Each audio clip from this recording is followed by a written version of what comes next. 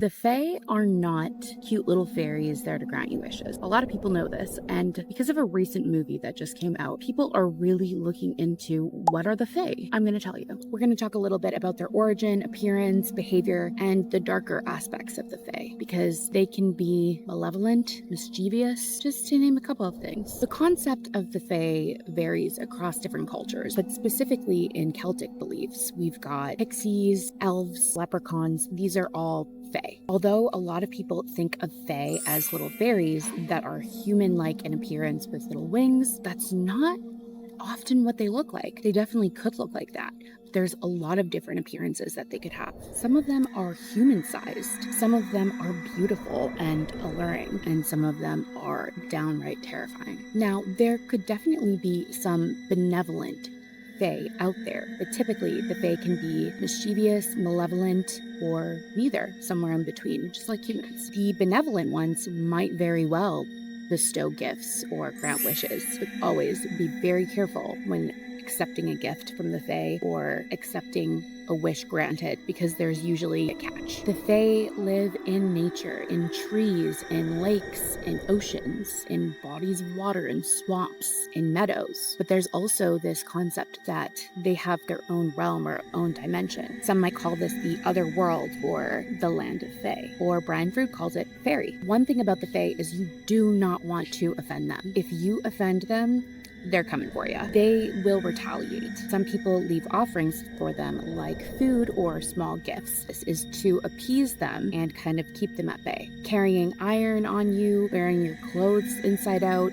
or using salt are some of the methods that are said to protect you from the Fae. The Fae have been modernized, with their whimsical and magical natures really being emphasized, while their darker aspects are oftentimes downplayed. One of the most famous darker aspects of the Fae are changelings. The Fae would find a newborn baby or just a human baby and exchange it for one of their offspring. The offspring would often be sickly and not thrive. There's also been rumors that the human that they would take, they would force into slavery and labor. The Fae are also known for abducting humans and taking them to the fairy realm in general, not just babies. Because time passes differently in fairy, people might not realize. They would think they've only been gone for a few minutes, a few hours, a couple of days, when in reality, they've been gone for much longer. They could even return to our world and find that centuries have passed, even though, again, they thought that they were only with the Fae for a few days. The Fae are notorious for being mischievous, but not just mischievous, playful pranks, sometimes downright cruel pranks. The less serious might be causing food to spoil or causing milk to go sour. The more serious being leading travelers to be hopelessly lost and leading people into dangerous situations, leading them into bogs or swamps where they could drown. The Fae have also been known to cause curses or cast illness upon others. There's something called the fairy stroke or the elf stroke, which was a sudden paralysis deemed to be caused by the Fae. Fairy rings, which look like this, a circle of mushrooms, were thought to be, or are thought to be, where fairies would dance. Entering one yourself could cause you to be cursed, or you could be forced to dance, resulting in exhaustion or even death. Which really reminds me of the town that danced itself to death. Could the Fae have been at fault there? I did a video on the town that danced itself to death, so definitely go watch that if you haven't seen it. The Fae are also super powerful. They can enchant the mind, cause you to fall in love. They also have incredible powers. They could cause you to lose your memories, forget your past, or act against your own will. There are tales of people who were lured into the world of fairy who lost their sense of reality. The Fae are very protective over their space. You do not want to go venture into their territory without having your wits about you. Disturbing a fairy mound, a fairy ring, or a sacred tree could definitely bring upon their wrath. Beyond the list of things that I said they already can do that are quite cruel, they could blight farmers' crops, have their livestock sickened, or just afflict bad luck upon someone. Entering into a bargain or deal or accepting gifts from the Fae can be extremely risky. The Fae are known to twist words or find loopholes that will change things to their advantage. When making a deal with the Fae, you are probably getting a pretty shitty end of the deal, and promises to the Fae have to be kept. Otherwise, they will come for you and it's not going to be nice. So you learned about the Fae and now you want to know how to protect yourself. Well, you're in luck. I'm going to tell you how. If you haven't learned about the Fae, just watch the video before this one in the folklore playlist. All right, so how to protect yourself against the Fae, which a lot of us are so intrigued by the Fae, want to see them, want to be a part of whatever magic they might bestow, but all of their magic, gifts, wishes that they might grant you always come with strings attached. So this is how you protect yourself. The first one is iron, which is said to ward off the Fae and disrupt fairy magic.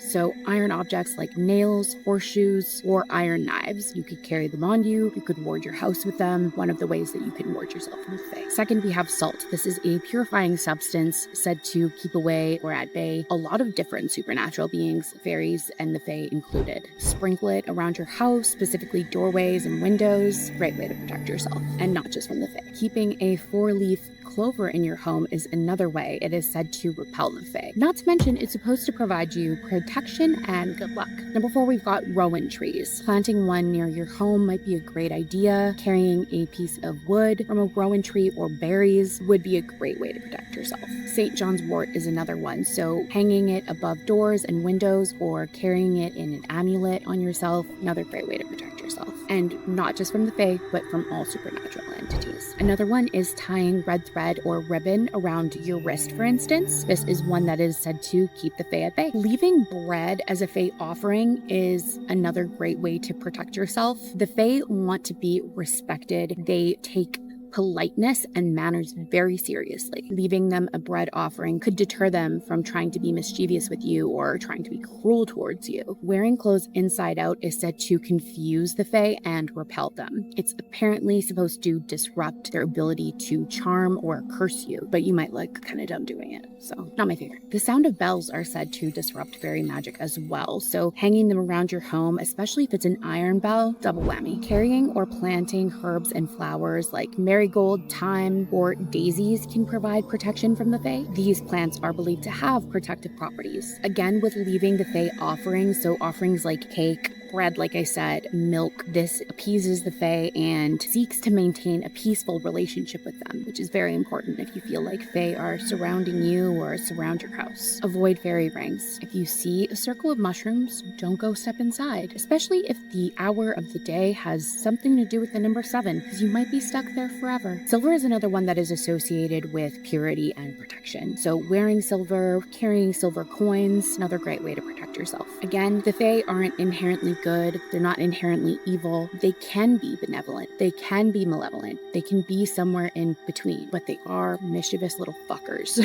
So be careful. The number 7 holds a lot of significance in folklore and mythology, and that's including that of the Fae. 7 is my favorite number, and it's also the world's most common favorite number. So let's talk about it. 7 is a number that holds power and mystery in folklore, and like I said, that of the Fae as well. In some traditions, being the 7th son of the 7th son is believed to grant that child, that 7th son of the 7th son, supernatural abilities or powers. This includes being able to communicate with and see fairies. These individuals might have a unique bond with the Fae. Hoping it's real for girls too. There are also many tales of the Fae granting either 7 gifts or 7 wishes upon a favored human. However, each gift or wish comes with its own set of moral lessons or consequences. So like I said in the previous video, always be very mindful, have your wits about you if you're planning on accepting gifts or wishes from the Fae, because there's always strings attached. However, the number 7 is also used to protect oneself from the Fae. For instance, 7 iron nails might be used to seal a fairy ring or a fairy mound and prevent those fairies from causing harm. Fairy rings are also associated with the number 7. It was believed or is believed that the Fae would dance in circles of 7, or entering a fairy ring associated with the number 7 could result in your abduction and being taken to the fairy realm or experiencing some kind of time distortion. In stories, the number 7 is also common to see when dealing with the Fae. One might be enchanted or cursed by the Fae for 7 days, 7 weeks, 7 years. In some legends, there are 7 fairy hills or mounds that are the most powerful. These mounds are often considered gateways to the fairy realm and are locations where humans might encounter the Fae. It is also often mentioned that the Fae might travel in groups of 7, or that there are 7 distinct types of Fae within a particular folklore tradition. I've always been obsessed with the Fae, so it makes sense that 7 is my favorite number. Anyways, that's it for this one, but make sure you follow me if you like folklore, cryptids, the Fae, the paranormal, and I'll see you next time.